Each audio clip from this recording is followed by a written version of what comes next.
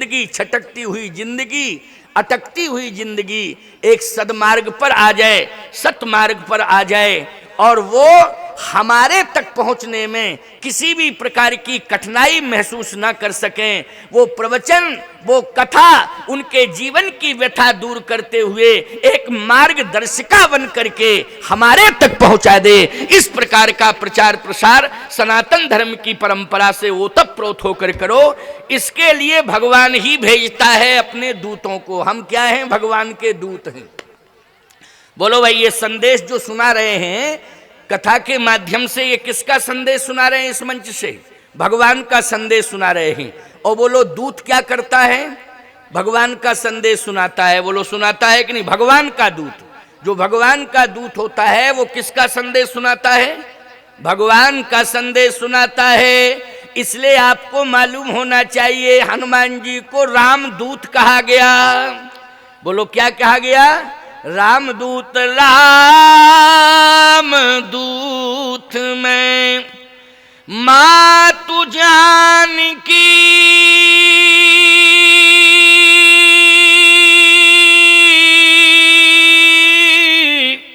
और सत्य शपथ करुणा निधान की। हनुमान जी अपना परिचय देते हैं कि मैं रामदूत हूं। आज ईमानदारी से बताओ, हनुमान जी की कृपा से, क्योंकि हनुमान जी ने अपना पार्षद मुझे चुन लिया है, इसलिए उन्होंने भी रामदूत बना करके मुझे ये दायित्व दिया है कि कथा सुनाओ। कथा सुनाने का मतलब है राम जी का संदेश सुनाना, और राम जी का संदेश जो सुनाता है वो रामदूत होता है। नेता जो होते हैं वो राजदूत होते हैं। समझ गए हो कि नहीं? वो क्या होते हैं? राजदूत। क्योंकि वो भी समाज का नेतृत्व करते हैं। नेतृत्व करते हैं कि नहीं? तो वो राजदूत हुए, क्योंकि राजनीति का नेतृत्व कर रहे हैं। क्यों भाई? राज्य का नेतृत्व कर रहे हैं तो राजदूत हैं। लेकिन हम धर्म का नेतृत्व कर रहे हैं। ईमानदारी से बताओ, भगवान राम का संदेश सुना रहे हैं तो हम लोग क्या हैं?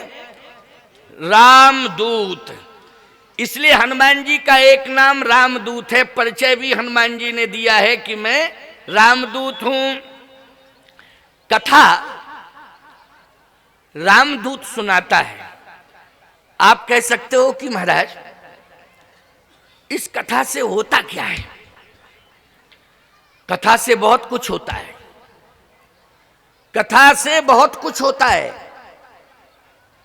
अभी मैं प्रमाण देने जा रहा हूं तो आपकी आंखें खुल जाएंगी कि कथा से क्या होता है। कथा भगवान का दर्शन कराती है। नंबर एक बात सुनो, किसका दर्शन कराती है? भगवान का दर्शन कराती है। कथा भगवान के भक्त से मिलाती है। नंबर दो, और कथा आए हुए दुख को दूर करती है। क्या करती है कथा? जो दुख आता है उस दुख को दूर करती है कथा। एक बात आपको और बताएं, ये कथा एक औषधि है, और ऐसी औषधि है कथा कि प्यारे, अगर जीवन में कोई मरने का संकल्प ले रहा हो तो मैं एक बात आपको बता दूं, मरने का संकल्प अगर कोई ले रहा है और उसने ठान लिया कि हमें मरना ही मरना है, तो बोलो संसार की कोई दवा उसे बचा सकती है? बताओ भाई, जिसने मरने का संकल्प ही ले लिया है कि हमें मरना है, मरना है, मरना है, तो उसे संसार की कोई दवा बचा सकती है क्या? नहीं बचा सकती है। लेकिन मैं कहता हूं, जिसने मरने का संकल्प ले लिया हो, जो जिंदगी से हार चुका हो अथवा हार मान गया हो, उसने अपने जीवन में मरने का संकल्प ले लिया हो, अकाल मृत्यु का संकल्प ले लिया हो, मैं सत्य कहता हूं, या तो उसने कथा सुनी हो तो उस समय वो कथा का चिंतन कर ले, या रामचरितमानस को पढ़ ले, उसी दिन उसकी मृत्यु टल जाएगी। ये मैं दावे से कह रहा हूं। मौत भाग जाएगी, मृत्यु टल जाएगी। या तो कथा सुनी है, कथा का चिंतन कर ले उस समय, अथवा रामायण को पढ़ ले उस समय।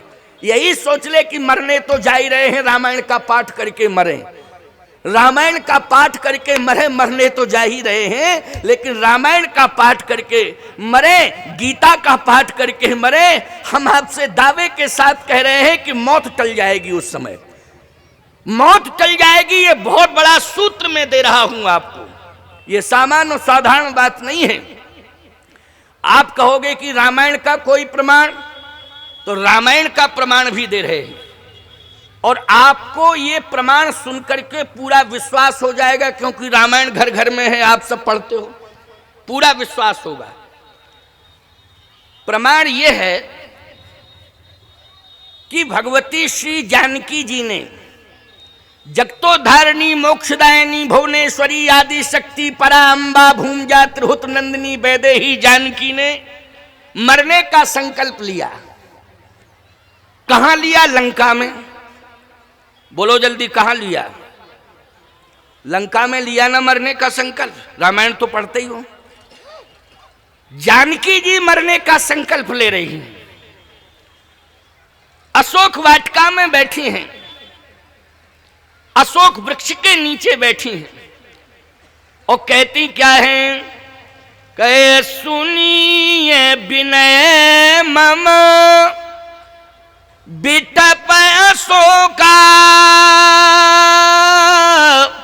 उस तु नाम कर हर मम शोका।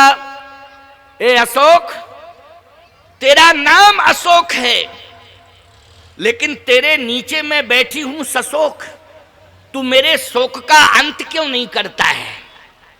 तेरा नाम अशोक है।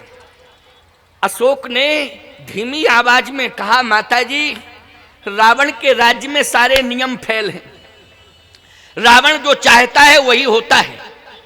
प्रकृति को भी उसने ललकार दिया है। रावण ने किसको ललकारा? प्रकृति को चैलेंज किया है। समय पुराने परत पात डरत बात, बात मानी हवा। जैसे समय, गोस्वामी जी कह रहे हैं इस बात को, मतलब प्रकृति को रावण ने चैलेंज किया है साहब, प्रकृति को। जबकि प्रकृति को चैलेंज करना अच्छी बात नहीं है ना? लेकिन रावण ने, अच्छा प्रकृति भी इतना भयभीत हो गई रावण के मारे। वैसे आज तुम लोग चैलेंज करो प्रकृति को तो प्रकृति उबाल पर आ जाती है कि नहीं, और ऐसा तांडव मचाती है प्रकृति, फिर शासन प्रशासन सब हिलने लग जाते हैं। बोलो, हिलने लग जाते कि नहीं? अभी अभी दुर्भाग्यपूर्ण घटना उत्तराखंड में हुई, आप लोगों ने सुना होगा टेलीविजन के माध्यम से, आदि आदि कितनी भयावही घटना घटी।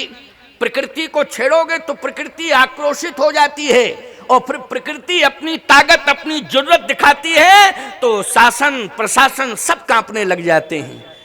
लेकिन रावण के राज्य में प्रकृति भयभीत हो गई।